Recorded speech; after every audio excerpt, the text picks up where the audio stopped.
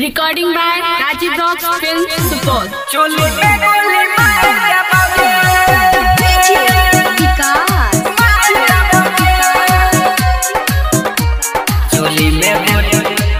चोली में गोली मार के बाबू सीएस बोल के छोरा राना चोली में गोली मार के बाबू ये सीएस बोल के छोरा राना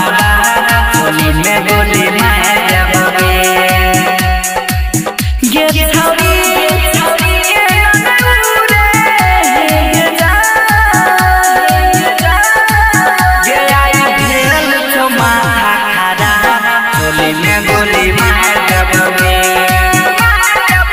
ये सीएस बोल के छोरा राना चोली में गोली मार के बाबू ये छौरी के नूरे जा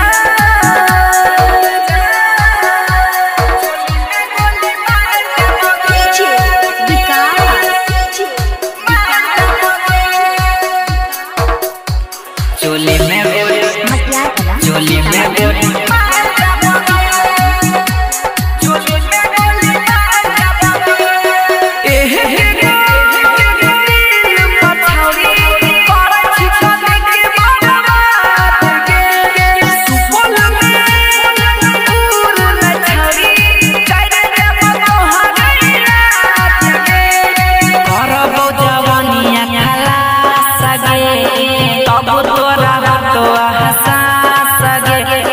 सबे गरमी उतार रहुगे बारा गे आई भेल तो माथा खड़ा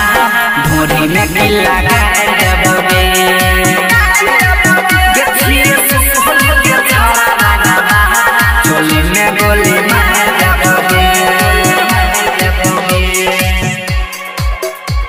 चोली में गोली मार देबे